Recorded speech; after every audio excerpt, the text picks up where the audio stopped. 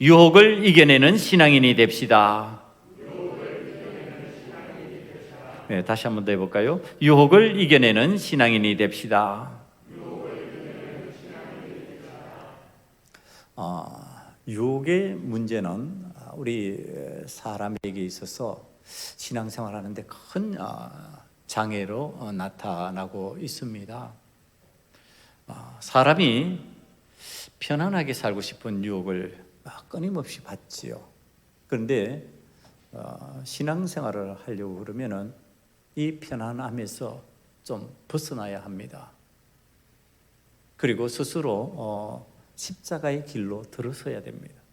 십자가의 고난을 각오해야 신앙생활이 잘 되는 것이지요. 편안하게 하려고 그러면 신앙생활이 잘 안 되지요. 그런데 그러면은 이 세상을 살아가는 사람들이 다 편안함만을 추구할까?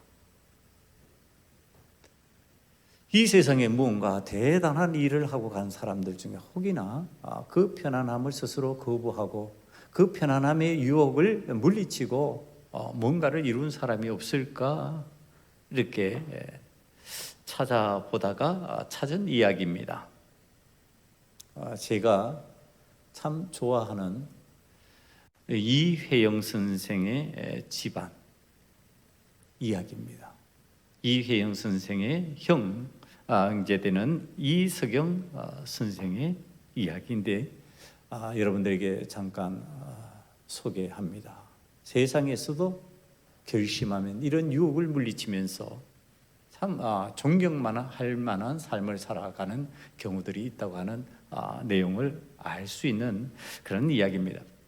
제목이 이렇습니다. 장남은 밀정처단, 차남은 밀정의 정보원, 독립운동가의 안타까운 가족사가 있다. 1934년 중국 상해의 냄새가 지독히 역한 빈민가의 어느 다락방에서 80세 노인이 끼니도 제대로 잊지 못한 채 숨졌습니다. 숨진 노인이 가진 재산이라고는 중국식 옷 한 벌뿐이었습니다. 그럼 이쯤 들으면 어떤 생각 드세요? 가끔 길을 가다가 보면은 노숙자들이 있죠. 노숙자 같은 느낌 안 드세요? 지독히 역한 빈민가의 어느 다락방. 이 노인이 누구일까? 그가 조선의 거부인 영석 이석영 선생입니다. 이가 얼마나 많은 재산을 가지고 있었을까? 여러분들이 들어도 깜짝 놀라고 제가 머릿속으로 계산해도 계산이 안 되는 내용이었습니다.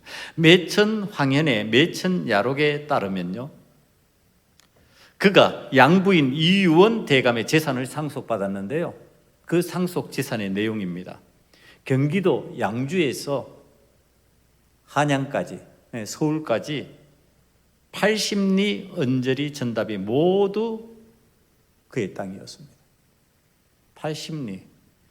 언뜻 생각이 안 드세요? 10리가 4km니까 4, 8이 36km 길이의 땅이 전부 다 그의 땅이었다. 그럼 36km가 어느 정도 되느냐? 자동차로 시속 70km로 30분을 달려야 되는 땅입니다. 그러니까 어마어마한 땅이죠. 이 땅을 가지고 있던 이 부자가 지금 노숙자처럼 죽었습니다. 내용을 살펴보면 이렇습니다. 이석영 선생이 독립운동을 위해 가지고 그의 모든 땅을 팔아서 신흥무관학교를 세웠습니다. 그리고 인재들을 양성해서 독립투쟁을 하게 만들었습니다. 그러니까 그 운영 자금을 대려니까 한도 끝도 없이 돈이 들어가는 거지요. 그래서 자기는 거지같이 되면서 그 돈을 다 거기에다가 희사를 한 겁니다. 그럼 아들 둘이 있는데 아들 둘은 어떻게 되었느냐? 큰 아들은요, 다물단이라고 그래가지고 변절자들, 또 일제 주요 인사들, 이런 사람들을 찾아내어가지고 처단하는 단체에 들어갔습니다. 그러다가 북경에서 1927년 아버지보다 먼저 암살당해서 죽었습니다. 그렇게 해서 끝나면 좋은데 직계 가족들도 모두 일제에 의해서 몰살당해 버렸습니다. 이제 동생 남았죠. 동생이 아버지가 이렇게 재산을 다 희사하고 형이 이렇게 죽고 그의 가족들이 몰살당하고 이런 과정에서 1932년 숨집니다. 왜? 밀정 연충열과 어울리다가 자기의 숙부인 삼촌인 이혜영 선생에 대한 정보를 그만 흘려버립니다. 그러니까 이혜영 선생이 이 밀정이 제공한 정보에 의해서 체포되어서요, 얼마나 혹독하게 고문을 당했는지 4일 만에 죽음을 당합니다. 그러니까 이 이혜영 선생의 아들 이규창이요, 이제 다물단과 같은 활동을 합니다. 연충열과 그의 친척 이규서, 이석영 선생의 둘째 아들을 찾아내어 가지고 둘 다 처단해 버립니다. 그래서 이석영 선생의 집안이 전부 죽어 후손이 없습니다. 여러분, 안 하고 싶은 일로 보이지요. 피하고 싶지요. 나만 독립운동한다고 하면 괜찮은데 나로 말미암아 내 아들들이, 내 손주들이 전부 죽어버리는 엄청난 고통을 당합니다. 그런데도 나라의 독립을 위하여서, 나라를 일제로부터 구해내기 위해서 나는 거지가 되어도 좋다 그러고 편안한 안락한 부자의 삶을 떨쳐버리고 물리쳐버렸습니다. 세상에서도 이렇게 합니다. 오늘 우리가 예수 그리스도를 구주로 믿고 구원받은 하나님의 자녀라고 말합니다. 여러분, 첫 번째 예수님을 만났던 순간을 한번 기억해 보시기 바랍니다. 예수님을 처음 만났을 때 여러분의 마음이 도대체 어땠냐? 어떤 마음이었느냐? 우리 주님께서 나를 구원하시기 위해서 십자가를 지셨고 나를 위해서 대신 희생을 하셨기 때문에 나는 이제 그리스도인으로 살 거야. 나는 그리스도의 사람이야. 나는 주님을 위해서 무엇이든지 해야만 하는 사람이야. 여러분, 이거 고백 안 했어요? 저도 고백했어요. 여러분들도 고백했을 것이에요. 우리는 주님으로 말미암아 구원받은 하나님의 백성, 나는 이제 죽어도 천국을 소유할 수 있는 사람이 되었다라고 하는 기쁨 때문에 모든 걸 다 내려놓을 결심을 한 사람들이지요. 편안함과 상관없이 십자가의 길을 걷고 십자가 위에 머물다가 주님과 함께 죽겠노라고 말하는 그리스도인이 되었습니다. 여러분, 이 그리스도인이 되었는데 우리는 유혹에 대해서, 십자가에서 내려오라고 하는 사단의 유혹에 대해서, 그거 얼마나 가기 힘든 길이냐고 우리를 유혹하는 그 십자가의 길에 대해서 여러분, 어떤 결단을 하며 살아가는지, 한 나라의 독립을 위해서 이렇게까지 자기 희생을 할 줄 아는 사람들이 있는데 우리는 주를 위해서 어떤 희생을 감수하고 사는지, 오늘 그 유혹에 대한 이야기를 다시 연결합니다. 이 3장 말씀을 묵상하면서 우리가 유혹에 대한 생각을 해야 되겠다고 하는 마음에 깨달음이 있어서 연속으로 2주 이 내용으로 이야기합니다. 우리는 언뜻 생각하기에 선악과의 유혹만을 유혹으로 생각하는 경우들이 굉장히 많습니다.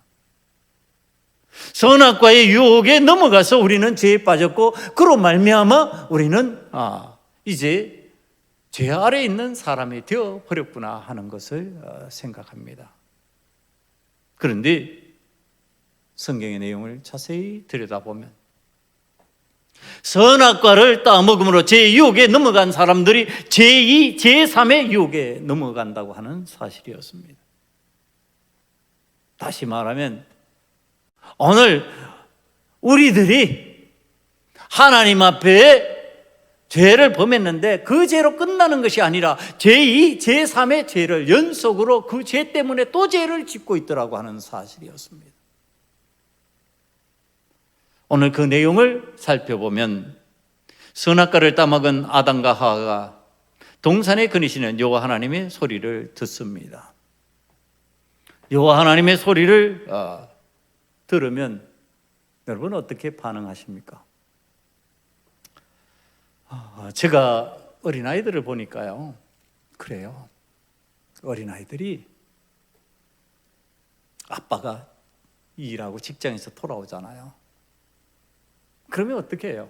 아빠가 또 이런 식으로 대부분 잘 반응하지 않아요. 아빠! 그러고 이렇게 뛰어나가는 경우들이 많습니다. 아버지 오셨어요. 막 그렇게 반겨주는 거죠. 기쁨으로 반겨주는 거죠. 그러면 아버지가 밖에서 수고하고 힘들어하고 어려워했던 거 그것 보면서 그의 마음이 고생이 수고가 싹 사라지는 거죠. 그렇게 되는 거잖아요. 그럼 여호와 하나님께서 지금 거니시는 소리, 여호와 하나님께서 자신을 찾아온 내용을 이 아담이 알고 있어요. 순수하고 때묻지 않는 상태의 아담이었다면 어떻게 했을까요?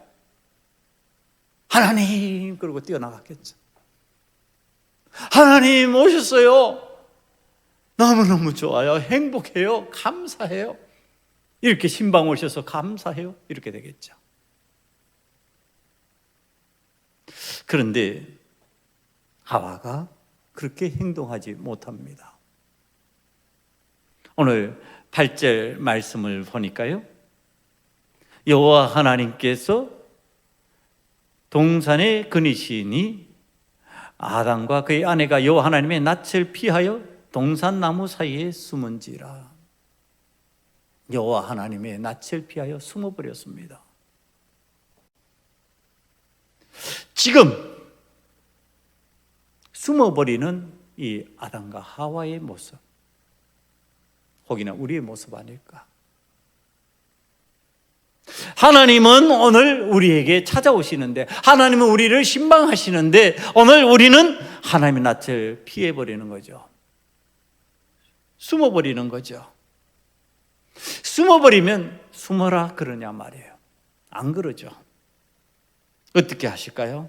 9절 말씀을 보니까요, 여호와 하나님이 아담을 부르시며 그에게 이르시되 내가 어디 있느냐. 하나님께서요 아담을 부르셔요. 오늘 우리를 신방하신 하나님께서 우리는 피하고 숨고 싶어 하는데 그때 우리를 부르신다고 하는 사실입니다. 여러분, 그러면서 하나님께서 우리에게 물으셔요. 내가 어디 있느냐? 하나님 모르셔서 물으셨을까요? 하나님 오늘 모르셔서 아담아 내가 어디 있느냐? 네가 어디 숨어 있느냐? 지금 그렇게 말씀하고 계실까? 아시는 거죠. 아시는데 그렇게 물으시는 거죠. 왜 그렇게 물으셨을까요? 지금 너 숨어 있는 그 삶의 자리가 어디인지 한번 살펴봐.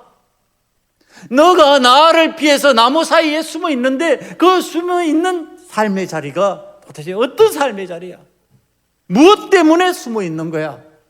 지금 이거 물으시는 거잖아요. 몰라서 하나님이 눈에 안 보여서 그렇게 하나님께서 물으시는 거 아니잖아요. 근데 다행히도 아담이 대답을 합니다. 하나님 소리를 듣고 내가 버섯섬으로 두려워하여 숨었나이다. 이렇게 말합니다.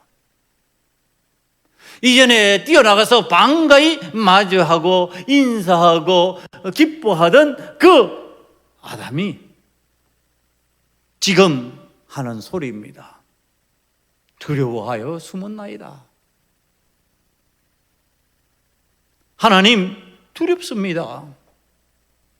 근데요, 자, 이 내용이 이제 기가 막힙니다.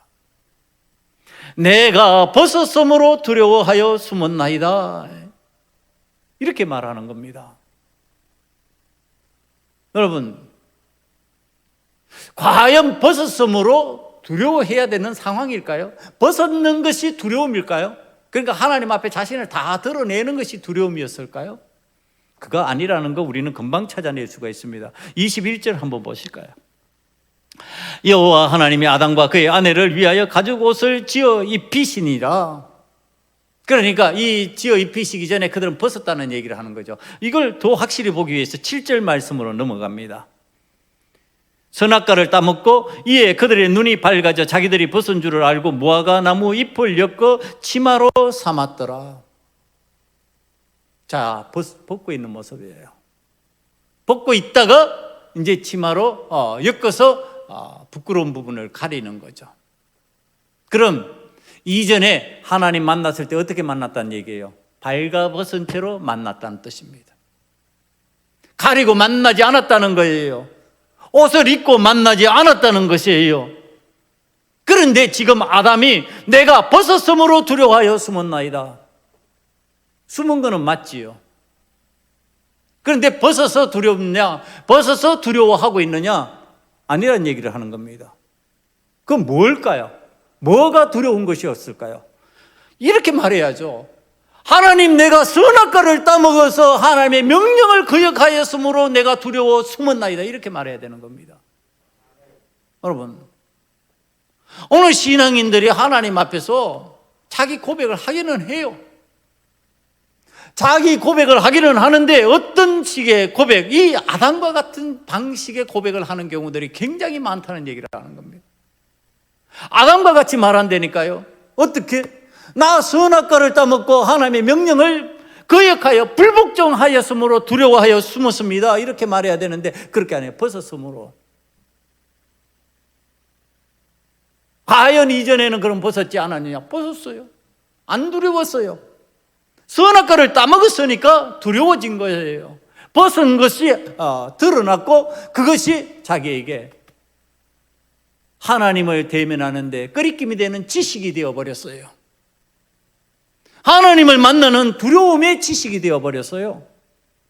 전에는 알지 못하던 내용이었거든요. 그런데 이제는 아는 내용이 되어버렸어요. 그랬더니 그것이 하나님 앞에 두려움의 모습이 되었다. 자, 여러분, 우리가 유혹을 받는 내용입니다. 제가 이 말씀을 묵상하면서 유혹을 받는, 내가 하나님 앞에 기도할 때 유혹받는 내용이구나. 뭔가 직고하지 않는 거예요. 정확하게 그 내용을 고백하면 좋은데 정확하게 고백하지 아니하고 애둘러서 표현하는 거예요. 내가 벗었으므로 두려워합니다. 하나님, 내가 지금 벗었으므로 힘듭니다. 이렇게 표현하면 안 된다는 얘기를 하는 겁니다. 기도할 때 어떻게 해야 될까요? 하나님 앞에 내가 선악과를 하나님께서 명령하신 그것을 먹지 말아야 되는데 먹어버렸습니다. 이렇게 해야 된다는 겁니다. 이렇게 해야지 하나님께서 나에게 은혜 베푸시는 것을 내가 체험하게 되는데 애들로 표현하는 거예요.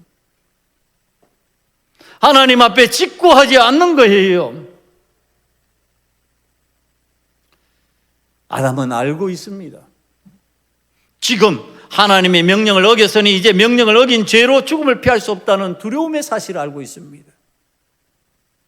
우리는 이제 자신의 발가벗은 모습의 삶이 드러나고 선악과를 먹은 불복종의 삶으로 사단의 유혹에 넘어갔으니 여호와의 낯을 피하여 어디에든지 숨고 싶은 마음이 될 겁니다.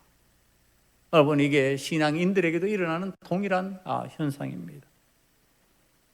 여러분, 하나님 앞에서 하나님 원치 않은 일을 내가 했어요. 기도 잘 됩니까? 안 되지요. 하나님 원치 않는 일을 내가 했어요. 기도가 잘 되냐고요? 안 돼요. 기도 안 되고 피하고 싶은 거예요, 하나님. 하나님 앞에 그 내용을 짚고 할 수가 없어요. 애둘러서 자꾸 표현하고 싶고 그런 마음이 들어요. 그러니까 땅속 어디 굴이라도 파고 숨고 싶고 물속 어디라도 숨고 싶고요. 산이라도 올라가서 그 나무 사이에 숨고 싶은 마음이 드는 거예요. 우리 신앙인들이 그럴 수 있다는 얘기를 하는 겁니다. 그러나 하나님이 도대체 어떤 분이세요? 전능하신 하나님, 만유의 주, 창조주 하나님은 너무너무 우리를 잘 알고 계시고 우리의 것에, 세상 만물의 것에 관하여서 다 알고 계세요. 그 하나님 앞에서 피한다고 해결이 될까? 해결하는 방식이 아니라는 겁니다. 하나님 앞에서 하나님 원치 않은 일을 했을 때 사람들이 왕왕 기도할 수 없고 힘들고 숨고 싶고 이런 마음을 가지고 하나님 앞에서 기도를 멈추고 예배를 멈추고 하나님 찾는 일을 멈춰버리고 싶어 하는데 그것은 해결 방법이 아니다. 어떻게 해서 알 수 있느냐? 아모스 9장 2절 이하의 말씀을 보면 그 내용이 등장합니다. 그들이 파고 수월로 들어갈지라도 내 손이 거기에서 붙잡아 낼 것이요 하늘로 올라갈지라도 내가 거기에서 붙잡아 낼 것이며 갈멜산 꼭대기에 숨을지라도 내가 거기에서 찾아낼 것이요 내 눈을 피하여 바다 밑에 숨을지라도 내가 거기에서 뱀을 명령하여 물게 할 것이요 그 원수 앞에 사로잡혀 갈지라도 내가 거기에서 칼을 명령하여 죽이게 할 것이라. 여러분, 하나님께서는 어디에 숨든지 다 끄집어내시겠답니다.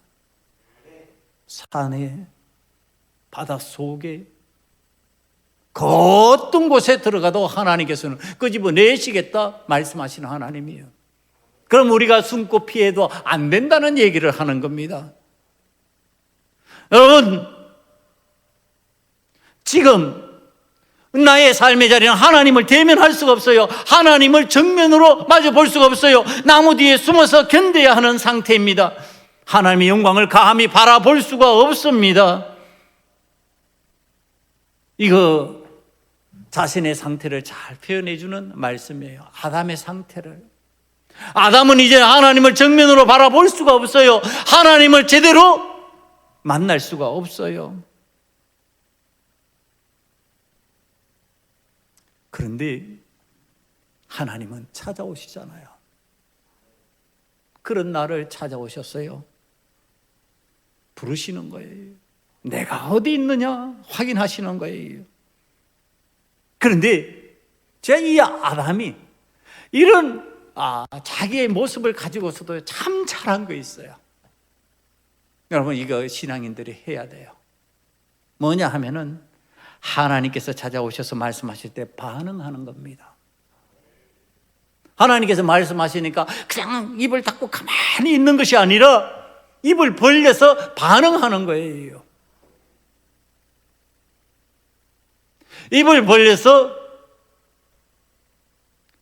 반응하는 이 아담을 바라보면요, 비록 그 내용이 에둘러서 표현하고 자기를 적당히 감추면서 표현하는 방식이라 할지라도 하나님 앞에 반응하니까 하나님께서 그것을 짚고 그것 가지고 이렇게 말씀을 주시는 거예요. 여러분, 이거 참으로 중요해요. 신앙인들이 하나님이 말씀하시는데 전혀 반응을 하지 않으면 하나님께서 말씀 주시는 것이 나를 찾아 들어오는 그 길이 막혀버려요. 그런데 하나님 앞에 반응하면은 하나님께서 그것을 통해서 일을 만들어 가시는 거예요. 먼저 하나님께서 아담에게 부끄러워서 숨어 있는 그를 향해서 가죽 옷을 지어 입히십니다. 가죽 옷을 지어 입히시는 하나님의 모습이 21절에 나타납니다. 여호와 하나님이 아담과 그의 아내를 위하여 가죽 옷을 지어 입히시니라. 여러분, 지금 숨어서 엉성하게 만든 무화과 나무 잎으로 나를 가리고 있어요. 그런데 그거 해결할 수 없는 정말 초라한 모습이잖아요. 그런데 하나님께서 아담에게 가죽 옷을 지어 입히시는 거예요. 이 가죽 옷을 지어 입히는데, 여러분, 가죽 옷이 그냥 단순히 가죽 옷 이러니까 아무 느낌이 없는 가죽 옷이라고 받아들이면 안 됩니다. 이 가죽 옷을 짓기 위해서 반드시 일어나야 되는 사건이 있습니다. 그건 뭐냐면은 짐승의 죽음입니다. 피를 흘리는 죽음이 있어야 되는 겁니다. 그러니까 내가 하나님 앞에 한 일로 인하여서 내가 숨어서 나를 가릴 수밖에 없는 그 일로 인하여서 지금 나 대신에 죽을 짐승이 있어야 된다고 하는 거, 이게 구약의 제사법입니다. 구약에서 짐승을 죽여 나를 대속하는 피값으로 하나님 앞에 드리는 겁니다. 그런데 신약으로 넘어오면은 그 피값을 누가 지불하느냐? 예수님이 나를 대신해서 지불하십니다. 나를 위해서 예수님이 대신 죽으셨습니다. 나의 부끄러움을 가려주기 위해서, 나에게 가죽 옷을 입히시기 위해서, 그리고 하나님 앞에 대면해서 설 수 있는 사람으로 만드시기 위해서 예수님이 대신 십자가를 지시고 십자가 위에서 피를 흘리시는 겁니다. 그 예수 그리스도의 피값으로 우리는 하나님을 대면하여 볼 수 있는 하나님의 자녀가 된 줄 믿습니다. 그 은혜를 누리는 거예요. 그래서 우리는 사단의 유혹에 넘어가 나의 삶이 내가 가리면은 엉성한 나뭇잎으로밖에 가릴 수가 없는데 하나님의 은혜로 가죽 옷을 입을 수 있는 은혜의 사람이 되기 위하여 고백하는 겁니다. 예수님, 나를 용서하시옵소서. 십자가의 피값으로 나를 사셨으니 내가 주의 피값으로 대속의 은혜를 체험하기를 원합니다. 내가 회복의 역사를 체험하기를 원합니다.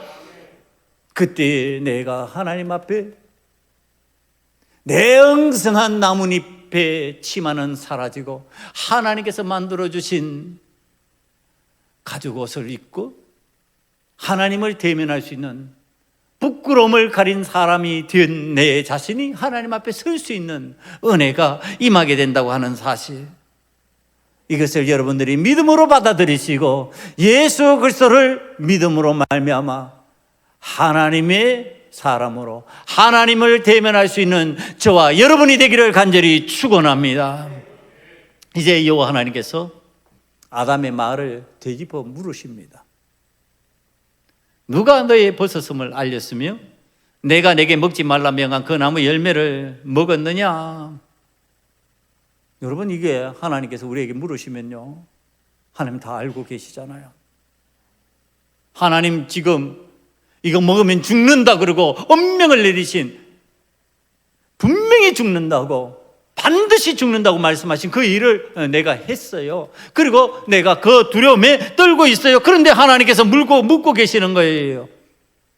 내가 하나님 앞에 반응했더니 하나님께서 그 반응한 내용을 가지고 지금 물으시면서 이야기하시는 거예요. 내가 먹었느냐? 여러분, 어떻게 반응해야 된다고요? 하나님 물으시면요, 짓고 해야 된다고. 반드시 있는 그대로 얘기해야 돼요. 여러분, 하나님 앞에 회개하는 기도를 할 때는요, 반드시 있는 그대로 내용을, 내가 적당히 애둘러서 표현하는 방식 버려야 돼요. 포장하는 방식 다 버려야 돼요. 있는 그대로 표현하다가 보면요, 저절로 눈물이 나와요. 저절로 통곡이 나와요.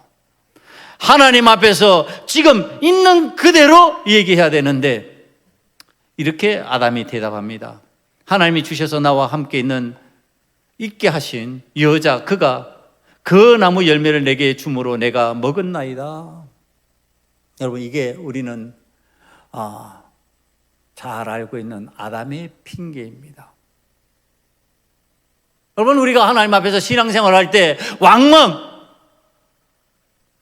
하나님께서 감동을 주셔서 물으실 때가 있을 거예요. 이거 왜 그랬냐? 그러면 짓고 해야죠. 하나님, 내게 준 그 여자, 그가 내게 그 열매를 줘서 내가 먹었나이다. 먹은 건 누군데? 내가 먹었는데. 내가 먹어버렸는데 지금 누구 얘기가 나오고 있어요? 하와의 얘기. 내 뼈 중에 뼈요 살 중에 살이라 내가 사랑하는 자, 내게 좋은, 보기에 좋은 그 사람을 지금 거들먹거리고 있는 거예요. 여러분, 이게 무슨 뜻일까요? 하나님 앞에서 오늘 우리들이 이 성경의 내용대로 보면은 핑계를 대고 있는 아담을 봅니다. 이 아담의 끝이 무엇이에요? 하나님께서 안 만들어 주셨으면 내가 안 했죠, 이거죠. 하나님께서 내 갈비뼈를 빼내어서 그 여자를 안 만드셨다면 내가 이 일 안 했겠지요. 하나님, 그 여자를 만들어 주신 하나님 책임입니다. 이렇게 되고 있죠. 다시 지금 아주 중요한 내용을 얘기하고 있는 겁니다. 여러분, 하나님 앞에 우리들이 하나님을 대면해서 얘기하고 하나님 앞에 기도할 때 핑계하면은 그 누구를 향해서 하는 게 된다는 뜻이냐면요, 하나님을 향해서 핑계하는 게 된다, 이 뜻입니다. 다시 말하면은 핑계를 대면 그것은 하나님을 손가락질하는 뜻이 된다는 의미입니다. 하나님 탓이잖아요. 하나님께서 그렇게 만드셨잖아요. 하나님이 허락하시지 않으면 안 되는 일이잖아요. 하나님께서 왜 선악과 만들어 놓으셨어요? 아예 없애버리시면 되는 거지요. 하나님께서 왜 여자 만드셨어요? 나 혼자 고독해도 나 혼자 있으면 될 것을요? 누구 핑계예요? 하나님 핑계. 여러분, 우리가 하나님 앞에서 신앙생활을 하면서 핑계를 대는 것은 결국은 하나님을 향해서 손가락질하는 일이 되어버립니다. 그러면 어떻게 할까요? 여러분, 신앙생활을 하면서 하나님을 향해서 핑계대는 것이 신앙생활이 아니에요. 어떻게 해야 되느냐? 내 탓이어야죠. 하나님, 나의 미련함이었습니다. 하나님, 내 마음이 여호와 하나님의 명령을 정중하지 못했습니다. 여호와 하나님의 음성을 내 가슴에 깊이 간직하지 못했습니다.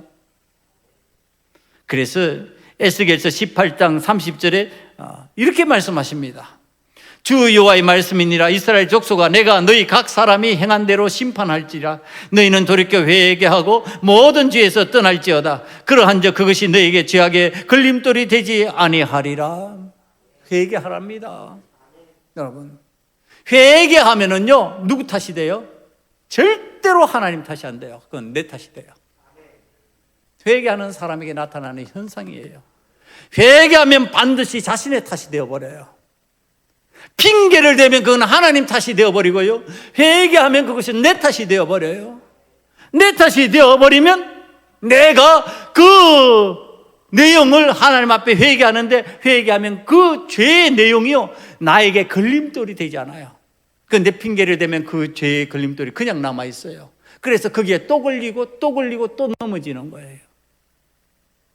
오늘 우리들이 하나님 앞에서 믿음 생활을 하면서 유혹을 받는 거 뭐냐 하면은 핑계를 대라. 유혹을 자꾸 사단에게 받아요.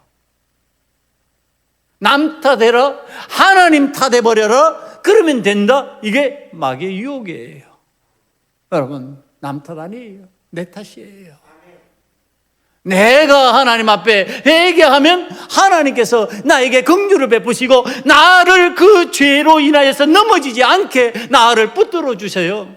여러분, 왜 자꾸 넘어지느냐? 회개 안 하니까 넘어지는 거지. 여러분, 하나님 앞에서 또 한 가지 반드시 상기해야 될 것, 첫 번째 내용이죠. 짓고 해야 돼요. 애들로 표현하지 말아요. 포장하지 말아요. 세상은 포장을 하면 좋다 좋다 그러지요. 하나님은 중심을 보셔요. 포장 필요 없어요.